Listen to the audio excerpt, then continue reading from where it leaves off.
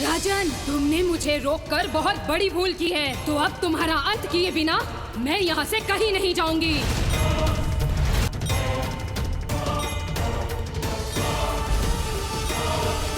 ये हमें क्या हो रहा है? मैं जानती हूँ राजन, तुम क्या सोच रहे हो, किंतु तुम मुझे नहीं मार पाओगे। मुझे केवल वो मार सकता है जिसने अपने जीवन में कभी कोई अन्याय न किया हो। विक्रम, तूने एक बार अन्याय तो किया है किसानों के साथ। नयनतारा पुतली बनके तेरे सिंहासन में स्थापित हो गई। 32 पुतलियां केवल भद्रकाल के पास हैं। अगर वो उसकी मृत्यु के पश्चात यहाँ आई हैं तेरे पास, तो इसका अर्थ है भद्रकाल जीवित है। ये खेल जितना साधारण समझा था उतना है नहीं। कोई तो मार्ग बिल्कुल सरल है भद्रकाल। कैसा मार्ग? तुम्हारी मृत्यु। क्या? विक्रम, विध्वंस कगार पर खड़ी है तुम्हारी उज्जैनी ही राजन। क्या? 32 पुतलियों में से एक कपालिका ने विध्वंस मचा रखा है वहां। वो इतनी शक्तिशाली है कि उसने रानी पद्मिनी को भी संक्रमित कर दिया।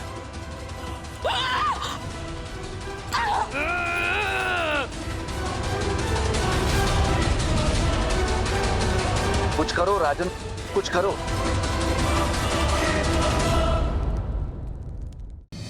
राजन, मैंने कहा था ना, ये पुतली बहुत ही भयावह है। हमें इस व्याधि का प्रतिकार ढूंढना होगा। तुम दर्पण से इसका प्रतिकार पूछ सकते हो मानव। हे मायावी दर्पण, क्या है इस महामारी की औषधि? ये तो कोई मायावी मणि जान पड़ती है। स्थान कौन सा है? उत्तर दर्पण दे सकता है। हे मायावी दर्पण, ये क्या कर रहे हैं राजन? तेरे पास केवल एक प्रश्न शेष है। यदि तूने वो भी पूछ लिया तो 32 पुतलियों का रहस्य कैसे सुलझेगा राजन?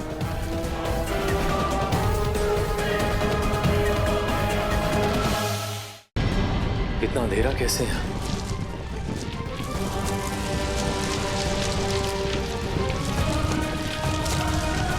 ये भूचाल कहां से आ गया?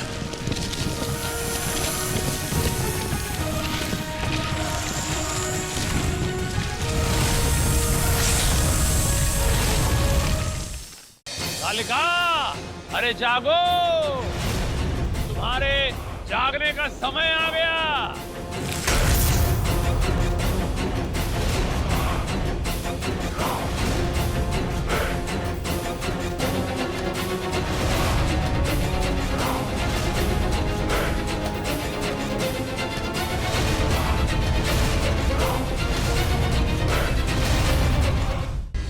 इस मनोरंजक खेल का आरंभ करने के लिए इससे उपयुक्त समय कोई और हो ही नहीं सकता।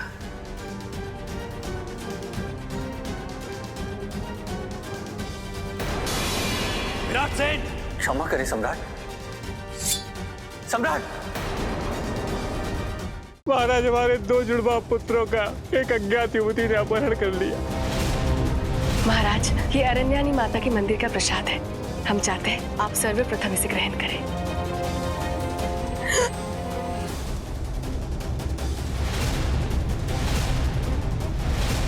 ये क्या किया आपने? ये तो वही बालक के सर हैं जिनका अपहरण हुआ है। 2 निर्दोष बालकों की हत्या की आपने। पद्मिनी, हम तुम्हें मृत्यु दंड देते हैं।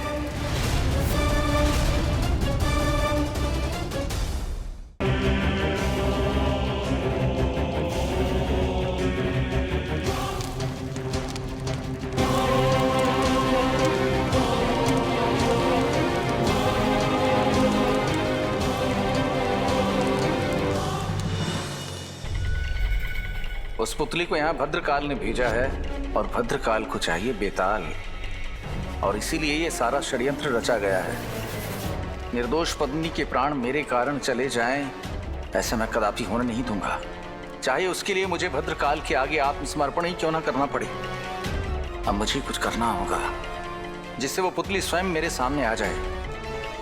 उसकी आत्मा इतनी अपवित्र है कि मैं उसे देख नहीं सकता, ना वो मुझे देख सकती है। इसीलिए उसने निरीह पद्मिनी को अपना निशाना बनाया।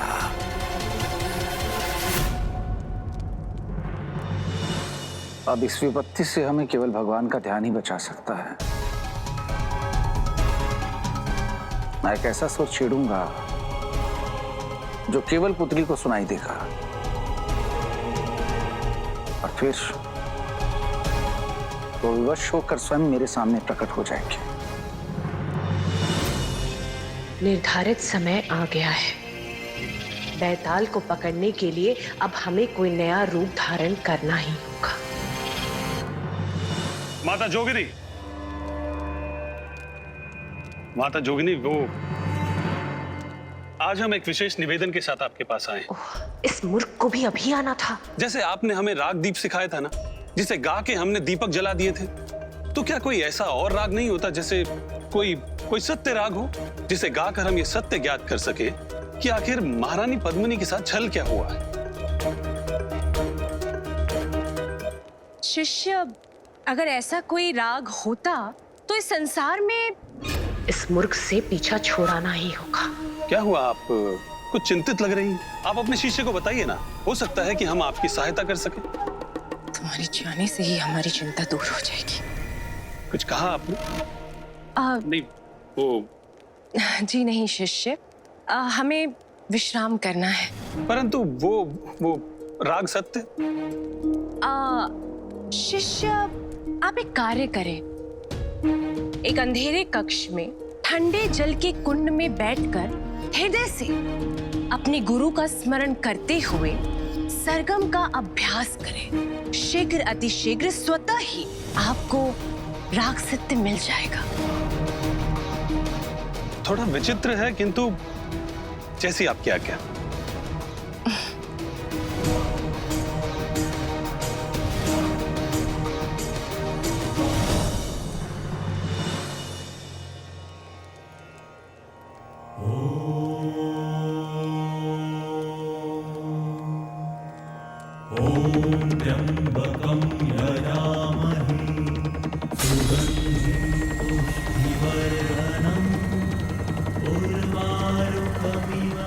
ये अवश्य उस बैताल की चाल है।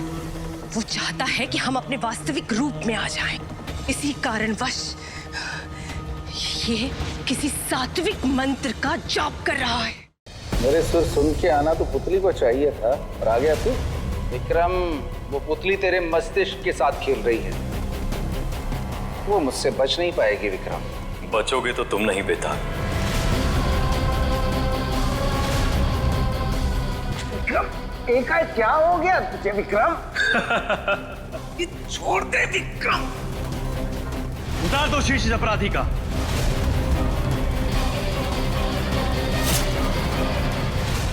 ऋषि संदीपनी की जीवन रक्षा करते श्री कृष्ण तथा दाऊ बलराम का जीवन पड़ता है संकट में। ताड़का के प्रहार से निर्बल हो जाते हैं बलराम दाऊ। यदि इस जल में रहा तो ये असुरी के ताप से उबल जाऊंगा, और यदि बाहर निकला तो ये असुरी मुझे जलाकर भस्म कर देगा। अब किस प्रकार श्री कृष्ण पार पाते हैं इस संकट से?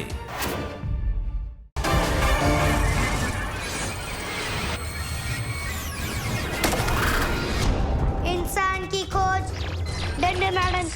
डन।